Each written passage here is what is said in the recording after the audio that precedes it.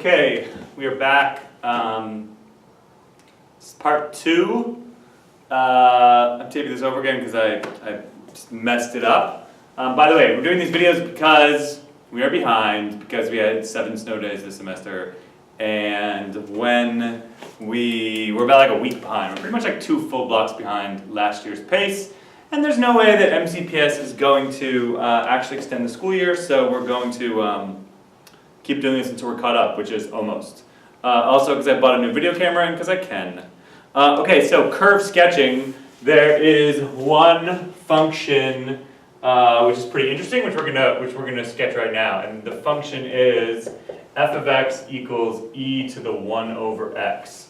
And our goal is to use all of our skills, including, whether the function is odd or even, what its domain is, what its range is, end behavior, limits, asymptotes, including then all the new stuff that we know about when a function is increasing, when it's decreasing, and concavity to get a full graph of this function. Okay, so let's graph it. F of x equals e to the 1 over x, which we could also write as e to the x to the negative 1. All right, let's jump right in and take the derivative. The derivative of this function is, it's just derivative of e to the something is e to the something. Back inside for the derivative of the something, the derivative of x to the negative 1 is negative x to the negative 2. And so I could write my derivative out as negative e to the 1 over x squared. Okay, good. Now let's keep going. Take the derivative a second time. So the second derivative for this function is, I'll use this form. Again, I do the product rule, so it's the derivative of the first, e to the 1 over x, times the second, the derivative of the first is, it's the same thing again. It's this whole thing again, times negative x to the negative 2. That is the derivative of e to the 1 over x, so the derivative of the first times the second, so that's another negative x to the negative 2. Derivative of the first times the second plus the first times the derivative of the second, and the derivative of negative x to the negative 2 is, bring down the negative 2, 2x to the negative 3. I think I did that right. Yeah. So let's see. These negatives cancel, so we can rewrite this as e to the 1 over x times, that's x to the negative 4. Oh, and by the way, I know I mentioned this 5 times, but you should try the problem on your own first, taking the derivative, factoring, making the sign charts and everything. And then watch what I did. Okay, so then this is plus 2 e to the 1 over x times x to the negative 3. Okay, this can be factored. I'm going to take out an e to the 1 over x, and I'm going to take out the lowest power of x, which is x to the negative 4.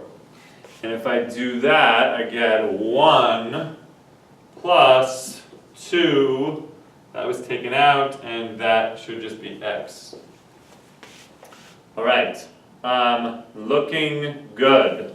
So my final version of this derivative, it is, maybe I'll just write it over here, for space, it is e to the 1 over x, 2x plus 1 over x to the 4th. Okay, let's make the sign chart for this. So I'll make the number line for f prime.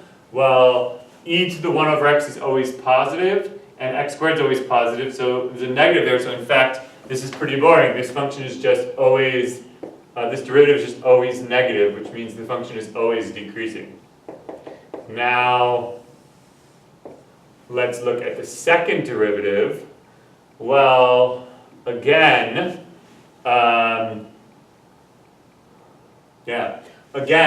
there's only one sign change, and that's at x equals negative a half.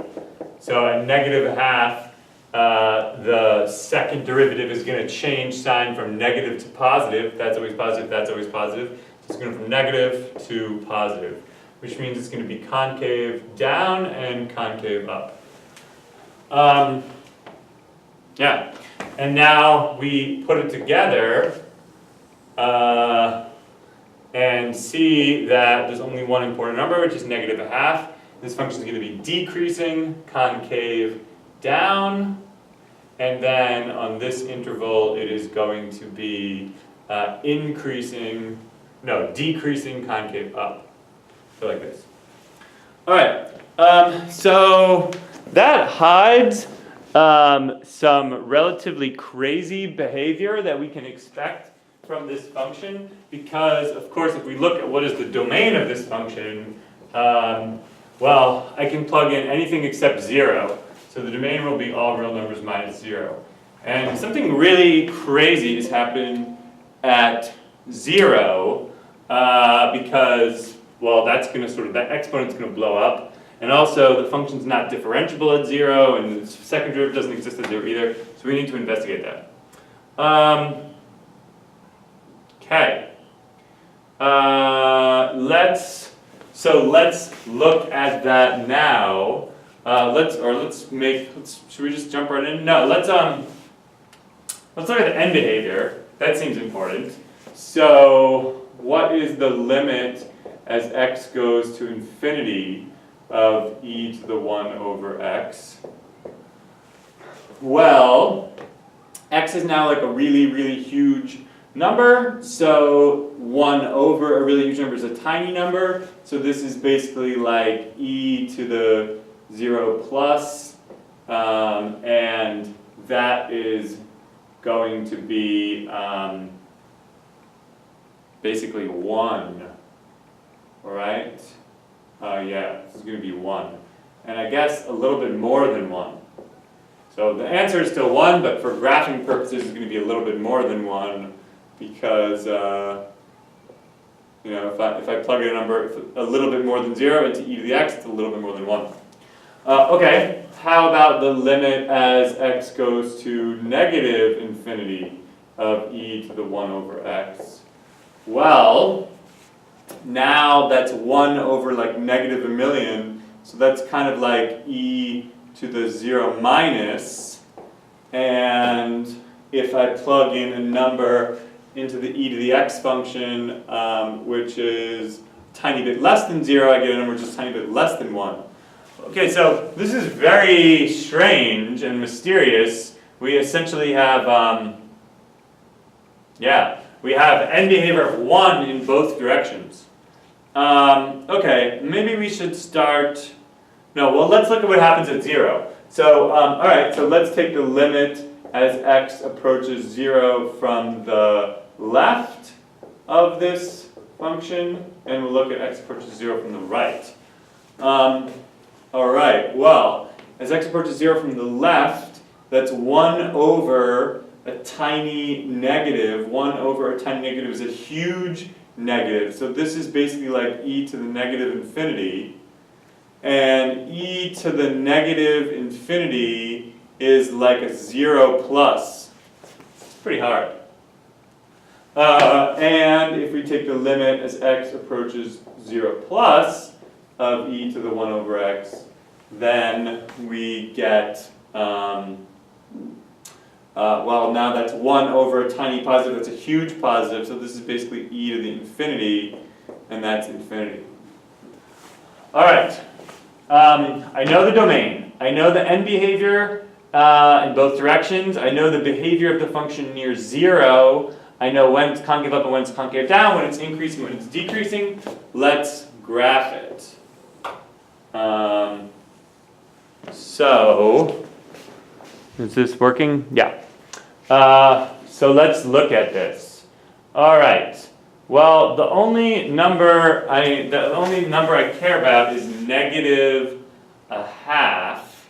So what is f of negative a half mem. So that's e to the 1 over negative half, so that's just e to the negative 2, I guess. So that's 1 over e squared, that's approximately 1/7. I think I did that right. 1 over negative half, negative 2, yep. Okay, so let's put 1 up here, let's call that 1, and so then that's 1. By the way, this function is always positive. F of x is always positive. And when I'm at negative a half, so that's negative 1, when I'm at negative a half, I'm at like 1/7. So, I don't know, that seems okay, right there. That's the point negative a half, comma, 1 over e squared. Alright, let's try to graph this thing.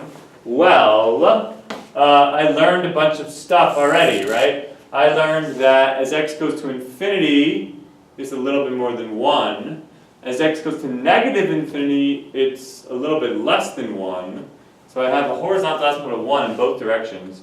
As I get really close to 0, this is going to be almost 0. So I have like something going on there. And then as x approaches 0 from the right, it's like infinity. So I also have a vertical asymptote.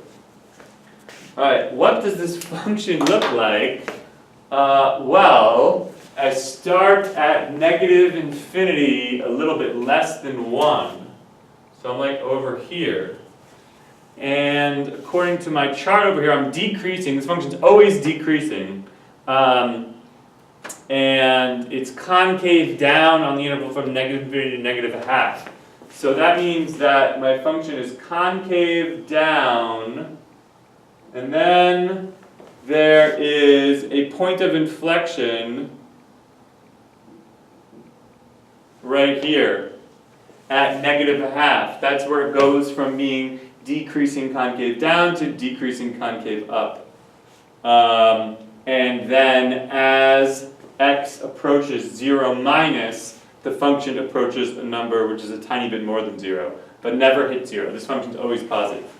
And then it just crazily flips as x approaches, or if I'm a tiny bit more than 0, suddenly it's like infinity.